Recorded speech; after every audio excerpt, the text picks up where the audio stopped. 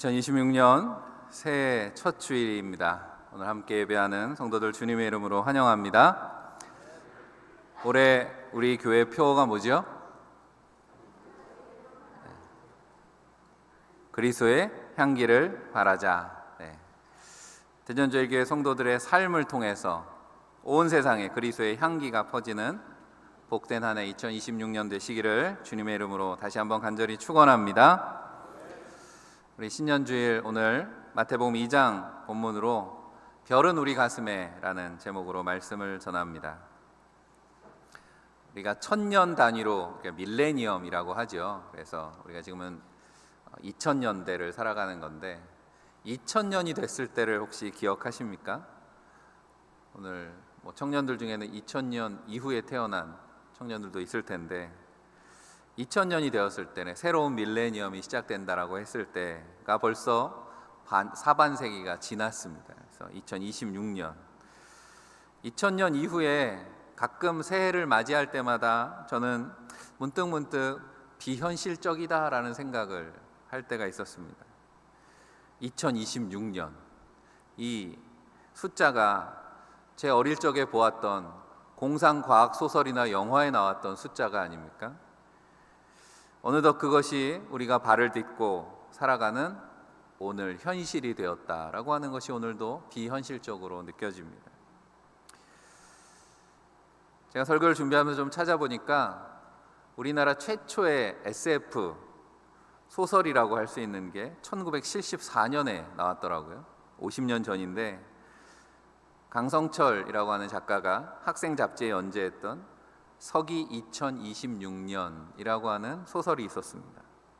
그러니까 올해를 배경으로 공상과학 소설을 1974년에 썼다는 거예요. 70년대 초니까 그 당시에 우리나라가 막 경제가 막 성장할 때라서 미래에 대한 낙관적인 그런 전망이 있어서 그런지 이 소설의 내용은 낙관적인 미래를 그리고 있습니다. 그래서 2026년쯤 돼서는 아마 달나라로 휴가를 가지 않겠나 그런 내용이 담겨져 있습니다. 아직 현실이 되지는 못했지만 조만간 그렇게 되겠죠. 좀 더 거슬러 올라가 보면 1927년, 그러니까 지금부터 100년 전입니다. 독일에서 메트로폴리스라고 하는 영화가 만들어졌습니다. 이 영화는 영화사적으로도 되게 의미가 있는 작품이라서 최초의 SF 영화이기 때문에 유네스코 세계 기록유산에 등재될 만큼 그렇게 가치 있는 그런 영화로 평가를 받습니다. 그리고 관심 있는 영화 좋아하시는 분들은 보셨을 수도 있고 찾아보시면 아직도 유튜브에서 볼 수가 있습니다. 그런데 100년 전의 영화라고 생각되지 않을 만큼 정말 잘 만들었습니다. 100년 후에 오늘 2026년을 배경으로 한 영화입니다. 그런데 이 영화 속에 중요하게 등장하는 것이 바로 인간을 닮은 로봇이 나옵니다. 그래서 인간형 로봇이 처음 나오는 영화이기도 합니다. 이런 로봇이 나와요. 100년 전에 만든 영화라는 걸 생각하면서 보셔야 됩니다. 100년 전이면 아직 컴퓨터도 나오지 않았을 때입니다. 컴퓨터에 대한 아이디어도 아직 나오지 않았을 때 벌써 이런 영화를 만들었다라고 하는 놀랍죠. 인간의 상상력이라고 하는 것이. 그래서 예술가들의 상상력은 정말 놀랍습니다. 그래서 흔히 예술가는 상상을 하고 과학자는 그 상상을 현실로 만든다. 그런 말을 어떤 과학자가 했어요. 그런데 이 영화 메트로폴리스는 2026년 오늘을 그리고 있지만 그 당시의 사회상을 반영을 또 하고 있는 거기 때문에 그때는 이념이 대립하고 있는 시기였기 때문에 2026년에 메트로폴리스라는 제목에서도 보는 것처럼 고층 빌딩들이 세워지고 하늘 위로 차가 다니고 그렇게 고도로 기술이 발달할 것을 예견을 했지만 그런 유토피아 같은 세상의 이면에는 극심한 빈부 갈등 그리고 지배와 피지배 계급이 있는 그런 사회를 그리고 있다라고 하는 거죠. 오늘날 우리가 마주하고 있는 2026년의 실제는 어떻습니까? 오늘 기술은 정말 눈에 띄게 비약적으로 발달합니다. AI가 발달하면서 이제 앞으로 2년, 5년 후에 미래가 어떻게 될 것인가라고 하는 것을 두렵게 바라봐야 될 정도로 그렇게 기술은 빠르게 발전하고 그리고 영화에 나온 것처럼 정말 인간을 닮은 로봇들이 나오기 시작했습니다. 돈만 있으면 정말 가정에서 로봇을 사서 이제 쓸 수 있는 그런 시대가 가까웠다는 거죠. 그리고 머지않아서 달 여행을 하게 될 것이다 라는 이야기도 나옵니다. 하지만 어떻습니까? 인간의 내면은 그때나 지금이나 여전히 공허하고 세상은 갈등과 탐욕으로 가득 차 있다라고 하는 것입니다. 해가 바뀌고 우리가 강단에 성탄의 장식도 이제 다 치웠는데 밖에도 보면 성탄이라고 하는 것, 이제는 예수님이 오시는 성탄이기보다는 그냥 휴가죠. 할리데이라고 하죠. 메리 크리스마스라고도 안 하고 외국에서는 그냥 해피 할러데이 이렇게 하는 그런 시대가 되지 않았습니까? 그 장식했던 화려한 별빛들이 이제 희미해져 가는 때, 오늘 다시 한번 우리 말씀 앞에서 세상의 어둠을 뚫고 빛으로 오신 우리의 소망 되신 예수 그리스도를 새롭게 만나는 그런 신년 첫 주일 되시기를 주의 이름으로 간절히 축복합니다. 오늘 말씀 속에서 첫 번째로 예수 그리스도의 탄생 소식은 오늘 본문 배경대로 하면 한마디로 진짜가 나타났다라는 것입니다. 예루살렘에서는 이 사건은 그런 사건으로 받아들여졌습니다. 1절에 헤롯 왕 때라고 합니다. 예수께서 유대 베들레헴에서 나실 때는 헤롯 왕 때다. 예수님이 탄생하시던 때 유대 예루살렘은 헤롯 왕이 다스리고 있었습니다. 그런데 헤롯은 유대인이 아닙니다. 헤롯은 에돔 사람이죠. 그런데 로마에 의해서 유대 지역의 통치자로 임명된 인물입니다. 그도 유대 신앙을 가지고는 있었지만 에돔 출신이었기 때문에, 에돔은 야곱의 형 에서의 자손들이잖아요. 그래서 유대인들이 에돔 사람들을 이방인 취급했습니다. 그런 혈통적인 열등감을 감추기 위해서 헤롯은 유대인들의 환심을 사기 위해서 예루살렘 성전을 화려하게 그렇게 재건을 했죠. 그래서 예수님 당시에 예루살렘은 헤롯 성전이라는 그런 별칭도 있었습니다. 그리고 자신의 왕권을 위해서는 왕권에 장애가 되는 사람들을 잔인하게 숙청했습니다. 자신의 아내와 아들들까지도 자신의 왕권에 도전이 된다라고 생각하면 처형했다는 거죠. 그러니까 유대인들이 생각하기에 지금 예루살렘을 다스리는 헤롯은 가짜 왕이었다라고 하는 겁니다. 그런 헤롯 왕이 다스리고 있던 예루살렘이 소란하게 되는 일이 발생한 겁니다. 바로 유대인의 왕이 태어났다라고 하는 소식을 가지고 온 무리가 등장한 거죠. 우리가 흔히 동방박사라고 그렇게 부르는 사람들입니다. 점성술을 하는 사람들이었습니다. 오늘로 이야기하면 천문학자 정도가 되겠죠. 유대인의 왕으로 자처하고 있는 헤롯이 버젓이 권좌에 앉아 있는데 새로 태어난 유대인의 왕을 경배하러 왔다라고 하는 동방박사들의 등장은 헤롯을 긴장시키기에 충분했다라고 하는 거죠.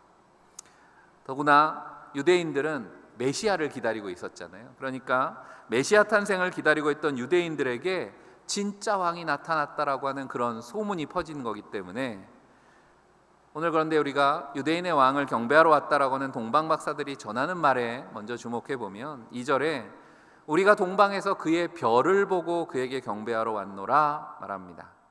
그러니까 이 동방박사들을 예루살렘에까지 인도한 것은 하늘의 별이었다라고 하는 거죠.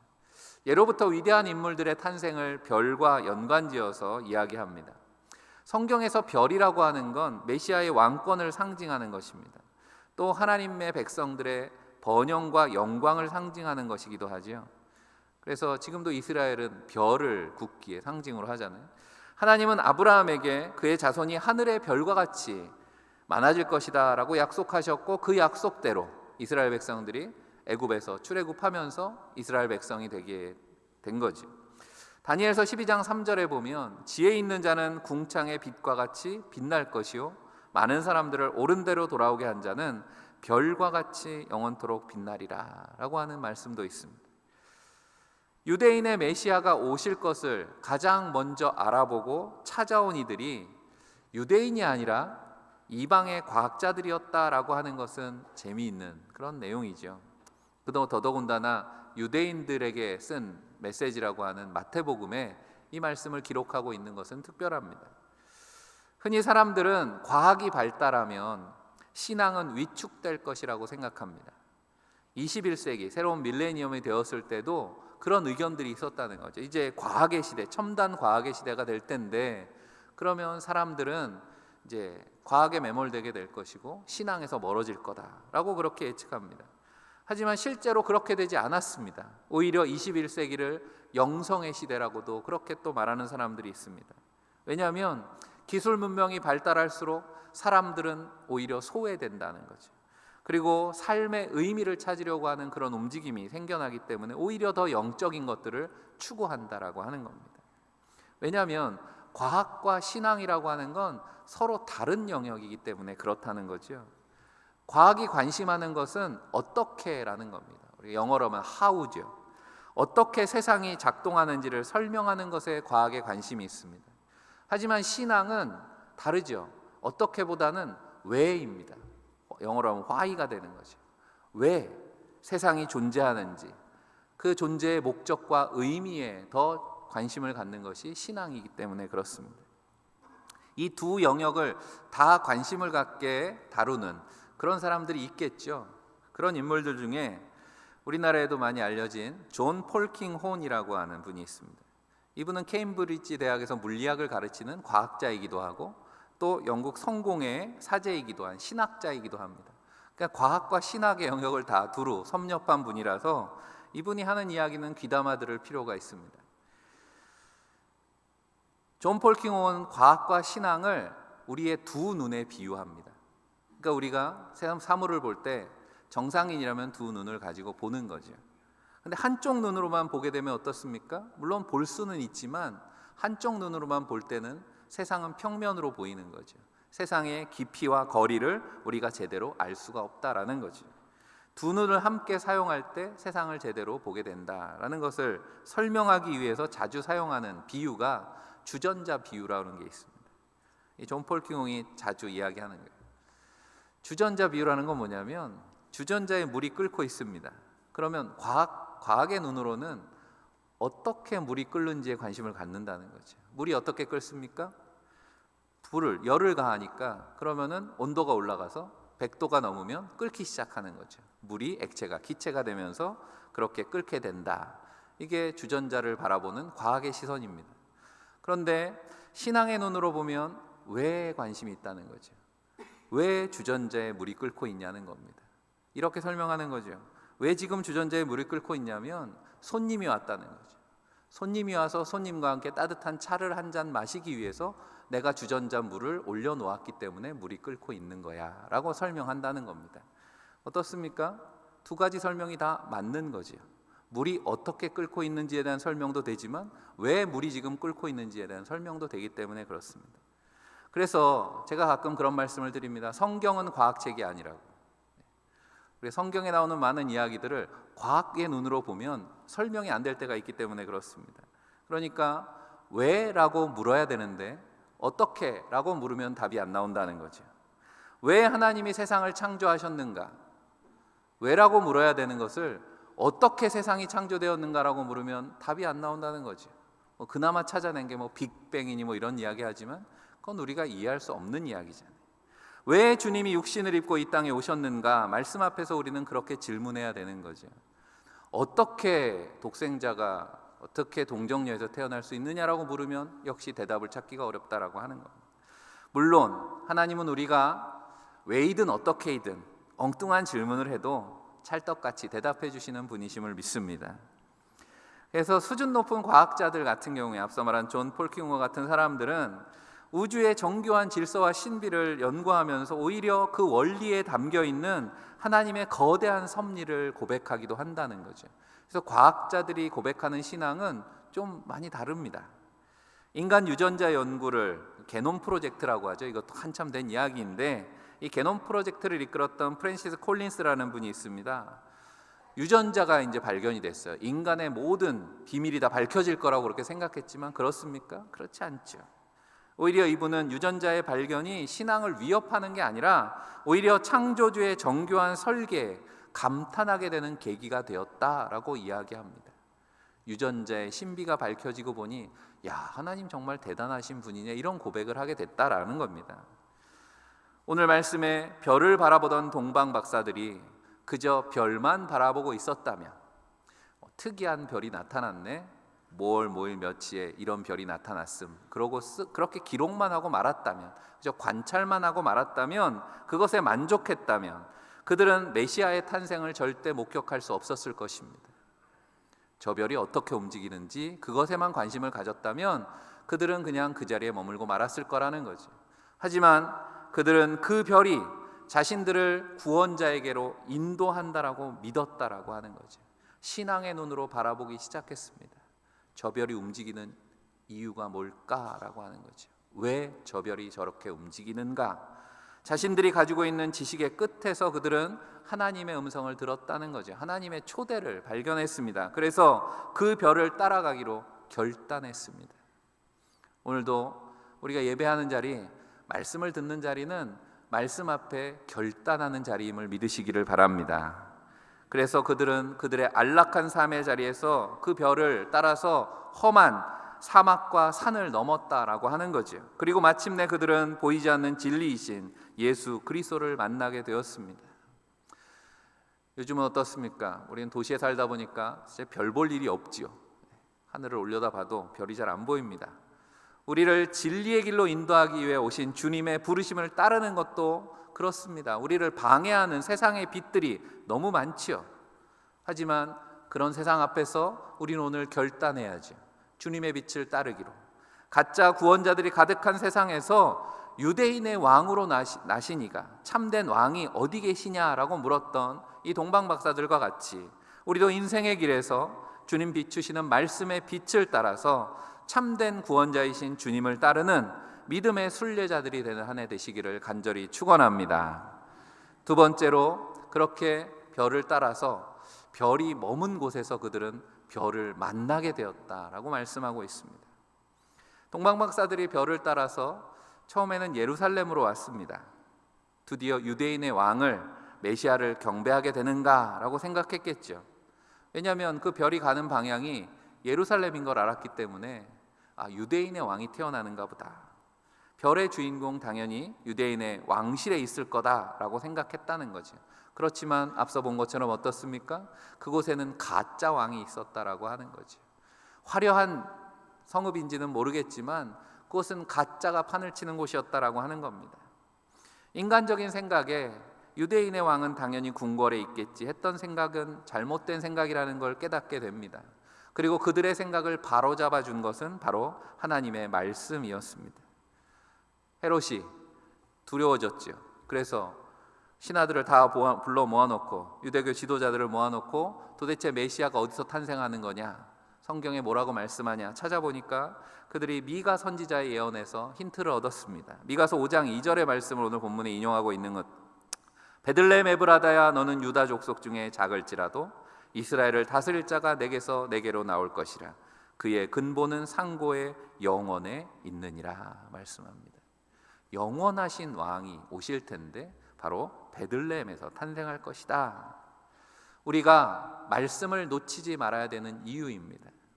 우리 2026년에는 그리스도의 향기 가운데 우리 신년에도 말씀의 향기를 제가 강조했습니다. 말씀을 붙들고 기도를 멈추지 말아야 되는 이유입니다. 왜냐하면 우리도 믿음의 길을 가다 보면 방향을 놓칠 때가 있습니다.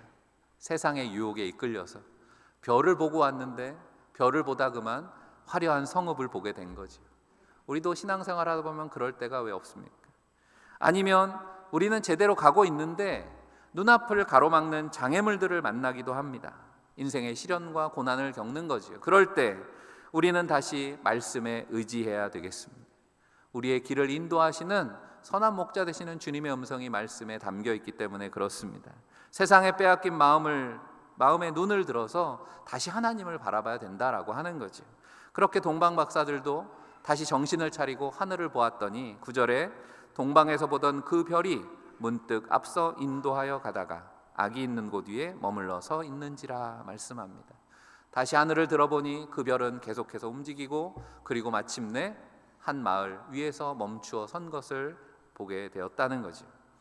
동방박사들이 그렇게 다시 눈을 들어서 하나님의 인도하심을 따라갔을 때 그 마침내 인도하던 별이 머물러 선 곳, 별빛이 머문 곳 베들레헴의 한 집에서 박사들은 별의 주인공인 아기 예수를 만났다는 겁니다. 그곳은 그들이 예상한 것과 달리 화려한 왕궁이 아니었습니다. 하지만 이제 그것은 그들에게 더 이상 중요하지 않죠. 그곳에 별이 머물렀고 그 별을 따라서 그들은 그곳에 들어가 11절에 엎드려 아기께 경배하고 보배압을 열어 황금과 유향과 모략을 예물로 드리니라 말씀합니다. 동방박사들은 드디어 아기 예수께 경배합니다. 그리고 예수님 앞에 준비한 보배합, 선물 상자를 열어서 하나님 앞에 예물을 드리는 거죠. 이 세 가지 예물은 모두가 다 예수님과 관련되어 있는, 예수님의 정체성을 드러내는 그런 예물들이었습니다. 황금은 그리스도의 왕권을 상징하는 예물이죠. 헬라어로 황금이라는 말이 크리소스라는 겁니다. 크리소스라는 이름을 가진 훌륭한 초대교회 설교자가 있었습니다. 크리소스톰이라고 하는 설교자죠. 그래서 설교를 잘하니까 별명이 황금의 입이었습니다. 그러니까 크리소스톰이라는 그 뜻을 가지고 별명을 붙인 건데, 황금을 뜻하는 크리소스는 자연스럽게 그리스도와 연결되는 단어이기도 합니다. 또 금이라고 하는 것은 성경에 변하지 않는 믿음을 상징하잖아요. 그러므로 황금을 예물로 드렸다라고 하는 것은 왕 대신 그리스도 앞에 믿음으로 예물을 드렸다는 것입니다. 유향이라고 하는 건 주로 제사에 사용되죠. 향을 피운다는 겁니다. 소제물과 함께 드려서 아니면 분향단에서 그것을 피워서 향으로 드리기도 합니다. 예수 그리스도의 대제사장직을 상징하는 예물이 바로 유향이었습니다.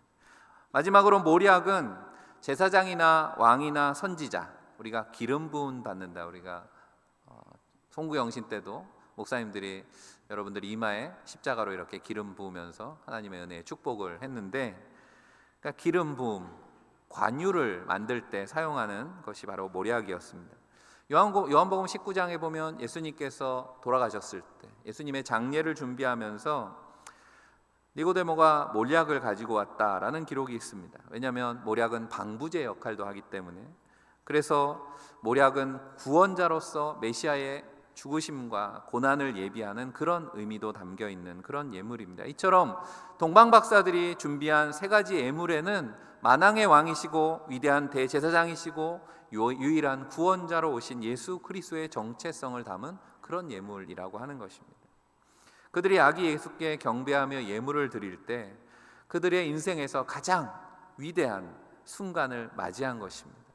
평생 밤하늘만을 바라보고 별을 쫓던 인생이 이제 그 별을 만나게 되는 그런 가장 행복한 순간이 아니었을까라는 거죠. 그래서 10절에 그들이 별을 보고 매우 크게 기뻐하고 기뻐하더라라는 말씀이 예사롭지 않죠. 그들이 마주보고 있는 것은 더 이상 하늘의 별이 아니었습니다. 밤이 되면 나타나고 낮이면 사라지고 마는 그런 별이 아니라 어두운 밤과 같은 그들의 마음을 영원히 환하게 비추어줄 별을 만난 거죠. 우리가 누가복음에 예수님 탄생에 대한 소식이 양을 치던 목동들 앞에 천사들의 노랫소리로 전해졌습니다. 그것은 기쁨의 소식이었다는 거죠. 오늘 우리가 함께 예배하는 우리와 같은 온 백성들에게 미칠 큰 기쁨의 좋은 소식을 바로 예수 탄생의 메시지로 전했습니다. 사랑하는 성도 여러분, 2026년 새해 말씀의 빛을 따라서 날마다 그 주님을 만나는 기쁨이 넘치시기를 간절히 축복합니다. 마지막으로 별을 쫓아서 그 별이 머문 곳에서 별을 만나고 이제 기쁨으로 돌아가는 박사들이 이렇게 고백하지 않았을까? 오늘 설교 제목은 그 박사들의 고백입니다. 한번 우리도 고백해 봅시다. 별은 우리 가슴에 있다. 별은 우리 가슴에 있죠. 12절에 그들은 꿈에 헤롯에게로 돌아가지 말라 지시하심을 받아 다른 길로 고국에 돌아가니라. 오늘 마지막 말씀은 이렇게 맺고 있습니다. 기쁨으로 돌아가는 길, 그들은 이제 더 이상 별을 바라보며 가지 않습니다. 왜 그렇습니까? 그들 가슴에 영원한 별을 품고 있기 때문입니다. 화려한 예루살렘을 차지하고 있는 가짜 왕 헤롯의 말에도 연연할 필요가 없습니다. 헤롯은 뭐라 그랬어요? 그 메시아를 만나면 어디 계신지 나도 경배하러 갈 테니까 좀 알려달라 그랬습니다. 거짓말이죠. 자신의 권력에 위협이 되는 건 죽이려고 했기 때문에 실제로 예수님 탄생 이후에 그 시간을 몇 살 이하의 아이들은 다 죽여버려 이렇게 했던 게 헤롯의 그런 모습이었습니다. 하지만 헤롯을 두려워할 이유가 없습니다. 그들은 이제 그리스도를 가슴에 품고 갑니다. 그들은 더 이상 눈에 보이는 하늘의 별이 아니라 가슴에 품은 별의 지시를 따르고 있습니다. 다른 길로 돌아갔다 말씀하는 이유입니다. 예수 그리스도를 마음에 품은, 예수 그리스도를 믿는 사람들은, 만난 사람들은 이전과 똑같은 길로 갈 수가 없습니다. 우리가 지난주 나누었던 말씀을 기억하십니까? 이 땅에 육신을 입고 오셔서 우리의 형제가 되어주신 주님은 십자가의 죽으심으로 우리를 세상과 죽음의 권세에서 자유케 하셨다 그랬습니다. 우리를 자유케 하시는 형제라고 말씀드렸습니다. 그러므로 예수 그리스도를 마음에 모시고 살아가는 사람은 이제 더 이상 육신의 욕망이 지배하는 죽음의 길이 아니라 주님이 지배하시는, 인도하시는 새로운 길, 생명의 길로 가는 줄 믿습니다. 세 가지 예물을 드린 것 때문에 동방박사를 보통 세 사람이라고 이야기하죠. 습관적으로 동방박사 세 사람. 근데 성경 어디에도 세 사람이란 말은 없습니다. 그저 후대의 전승에 세 사람이라고 이야기하는 거죠. 동방박사 세 사람의 이름도 나옵니다. 기록에 보면 멜키오르, 가스파르, 발타자르라고 알려져 있습니다. 전승에 따르면 그렇습니다. 역시 성경에 나오는 이름은 아니지만 이 세 사람은 각각 노년과 중년과 청년을 대표한다고 합니다. 그리고 유럽과 아시아와 아프리카를 상징하는 인물들이라고도 이야기합니다. 무슨 말입니까? 예수 그리스도의 복음을 그 가슴에 품고 그들이 모든 세대와 온 세상으로 복음을 전하게 되었다라는 이야기를 하고 있는 거죠. 상상해 봅니다. 이 동방박사들의 뒷이야기는 기록되어 있지 않지만 그들이 어떤 마음으로 세상을 향해 갔을까, 돌아갔을까라는 거죠. 그들은 이제 더 이상 하늘의 별을 쫓는 사람들이 아닙니다. 점성술을 의지하는 사람들이 아니고 가슴에 품은 별, 예수 그리스도의 명령을 따라 사는 사람들이 되었다는 거죠. 성경에 보면 그렇게 살았던 인물들이 많이 있습니다. 예레미야 20장 9절에 보면 내가 다시는 여호와를 선포하지 아니하며 그의 이름으로 말하지 아니하리라 하면 나의 마음이 불붙는 것 같아서 골수에 사무치니 답답하여 견딜 수 없나이다. 예레미야가 고백합니다. 세 번역으로 나의 마음이 불붙는 것 같아서를 읽어보면 주님의 말씀이 나의 심장 속에서 불같이 타오르고 있습니다 라고 고백한다는 거죠.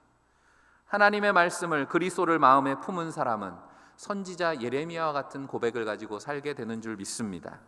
신약에도 있죠. 같은 고백을 했던 사람 바로 바울 사도입니다. 고린도서 5장 14절에 그리스도의 사랑이 우리를 강권하시는도다 그랬습니다.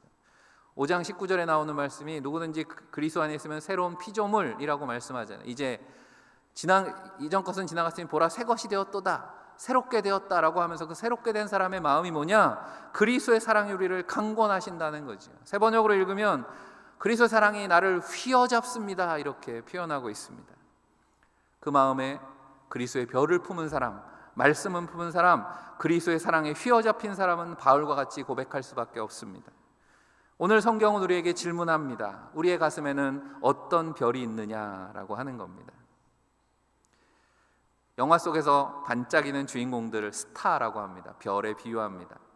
여러분은 어떤 스타를 기억하십니까? 지난 한 해는 애니메이션 K-POP 데몬 헌터스 때문에 우리나라 문화가 아주 전 세계에 꼽히는 그런 전성기 되었다고 이야기하는데 이미 몇십 년 전부터 한류라고 하는 그런 영향들이 있기 시작했죠. 그래서 오늘 말씀 제목과 비슷한 드라마 제목이 있더라고요. 1997년에 나왔던 별은 내 가슴에 라는 드라마 기억하십니까? 네. 그때는 지상파밖에 없었기 때문에 지금은 뭐 워낙 방송 채널이 많아서 뭐 시청률 10%만 넘어가도 초대박이라고 하지만 이때 이 작품이 시청률 50%를 넘었습니다. 최초로 중국에 한류가 전해지게 된 계기가 된 그런 드라마인데 여러분 뭐 이 주인공들 얼굴은 다 기억하시지만 이 스크린에 화려한 별들이 많은 이들의 마음을 그때는 설레게 했는지 모르지만 세월이 흐른 지금이 더 이상 설레지 않죠.